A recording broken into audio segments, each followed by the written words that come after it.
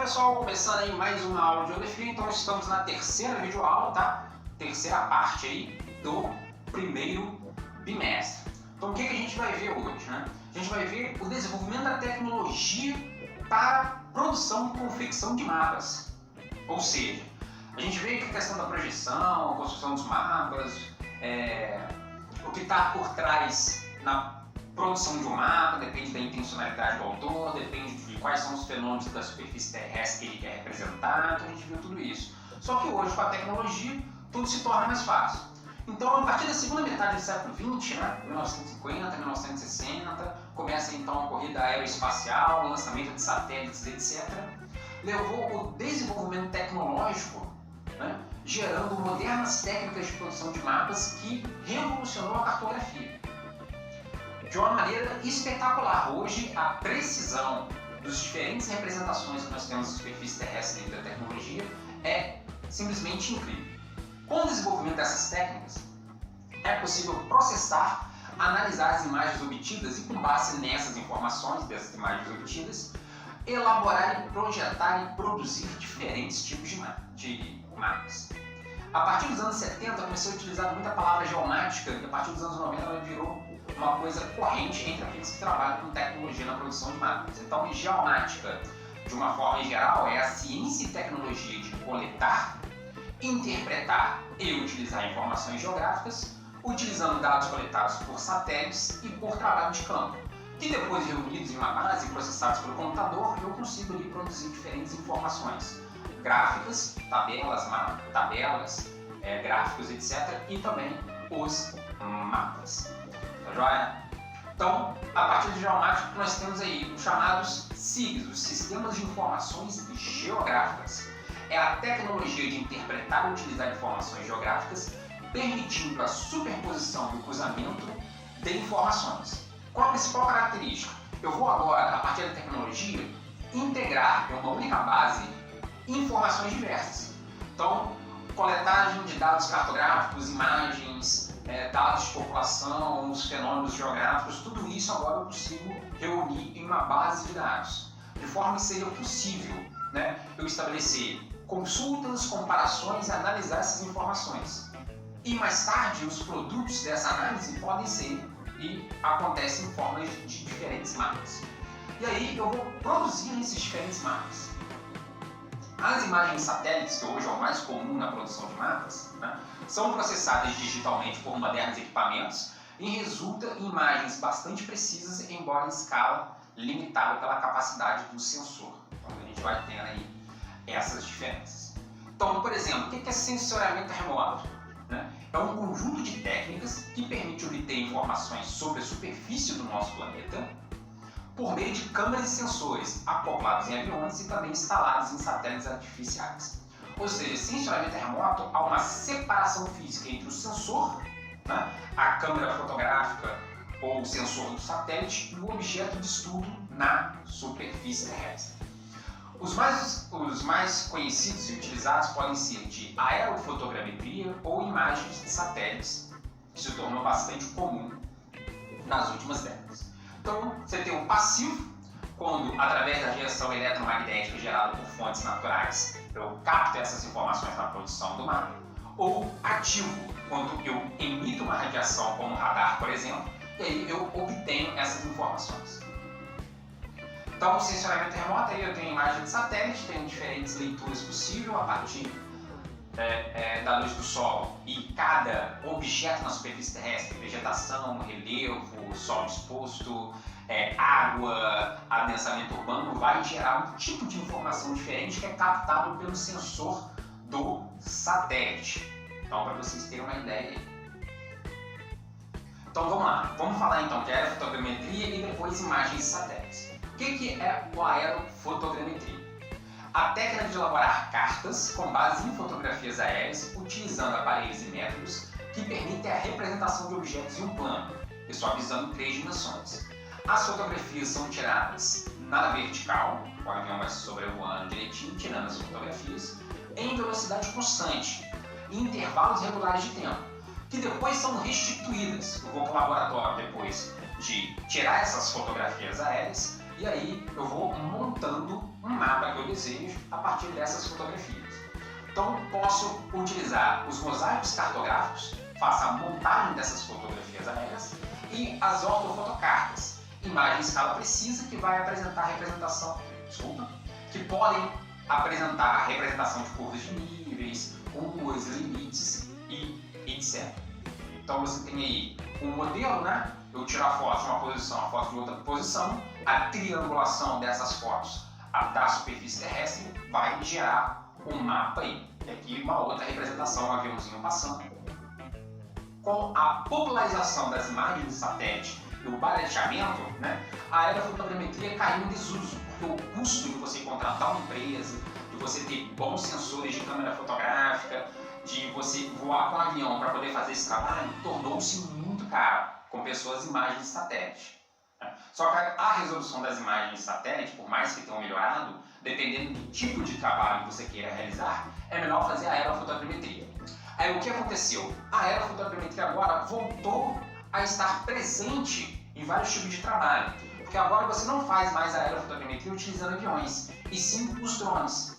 Com a produção e o barateamento de diferentes modelos de drones, eu acoplo um sensor fotográfico nesses drones e faço um mapeamento. Por exemplo, muitas prefeituras estão usando drones, né, fazendo um mapeamento da área urbana para identificar áreas irregulares de construção, para identificar as construções, os tipos de construções dos terrenos, com uma cobrança mais efetiva do IPTU. Então hoje você já tem esse modelo aí com drones sendo bastante utilizado, principalmente para realizar cadastros de imóveis rurais e no planejamento urbano das cidades sendo bastante utilizado aí os drones com as fotografias aéreas, que no caso de precisar de uma escala grande, no nível de bairro, no nível de município, é mais interessante do que usar imagens de satélite.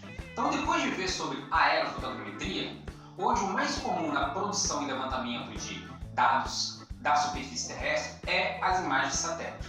Então, são informações captadas pelos satélites que podem ser processadas digitalmente por modernos equipamentos e resultam em imagens bastante precisas, embora limitada pelo sensor utilizado. Então, quando você vai usar uma imagem de satélite, você tem que ver qual é a capacidade daquele sensor. Ou seja, cada pixel da imagem está cobrindo quantos metros, quantos quilômetros para você fazer uma análise desse tipo. Então, vou dar um exemplo que aconteceu, uma polêmica, foi quando o governo federal quis discutir a questão do desmatamento, querendo utilizar e pagar uma empresa para utilizar imagens de satélites com grande capacidade de processamento, né? Cada pixel, cada quadradinho ali captaria imagem de 2 por 2 metros, 3 por 3 metros, da qual não há necessidade. As imagens de satélites que a gente usa para monitorar a Amazônia, desmatamento e queimadas, a capacidade de sensor é entre 30 a 40 metros cada pixel.